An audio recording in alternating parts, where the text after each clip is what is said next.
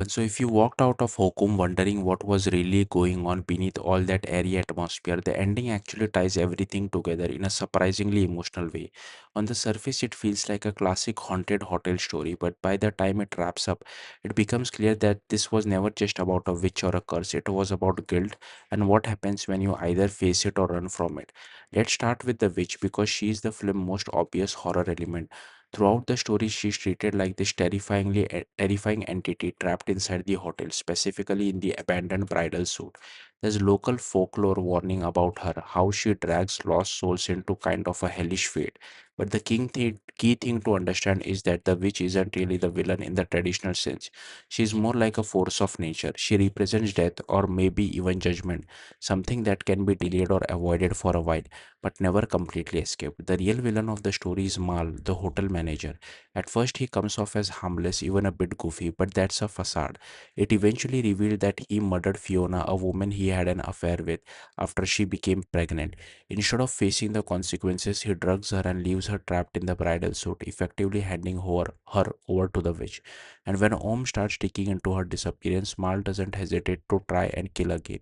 He even succeeds in killing Jerry. What makes Mal important thematically is that he feels almost no real guilt.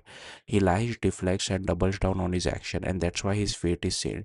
In the end, he's dragged away by the witch, which feels less like random horror and more like punishment finally catching up with him. Now, compare that to Om, who's been carrying guilt his entire life. The film slowly reveals that as a child, he accidentally shot and killed his mother while playing with his father's gun. That moment completely shaped who he became, distant, bitter, and emotionally shut down. It even pushed him towards self destructive behavior, including the implication that he was close to ending his own life. The witch preys on that guilt, forcing Om to relive his worst memory.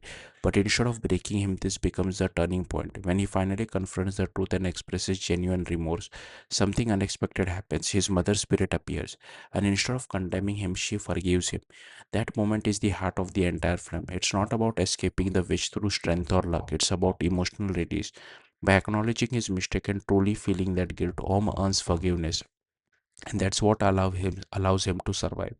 It's also why he's able to escape when others like Mal can't. Even Fiona's brief appearance as he escapes reinforces this idea that the supernatural world in Hokum responds to emotional truth. It's not random, it's tied to who these characters are and what they have done. Then there's the Conquistator story, which might seem unrelated at first, but is actually a reflection of Om's inner state. At the beginning, his planned ending is dark. The main character kills a companion and is left to die alone, mirroring Om's own despair and self loathing. But after everything he goes through, that ending changes. Now the Conquistator chooses not to kill. Instead, he shows regret and compassion. That shift tells you everything you need to know about Om's transformation. By the end of the film, he is no longer the same person. He's calmer, more grounded, and even makes small but meaningful choices like turning down alcohol and treating people with kindness.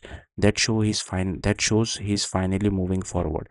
In the end, Hokum isn't really about a haunted hotel or even a witch. It's about how people deal with guilt, ignore it like mal, and it destroys you.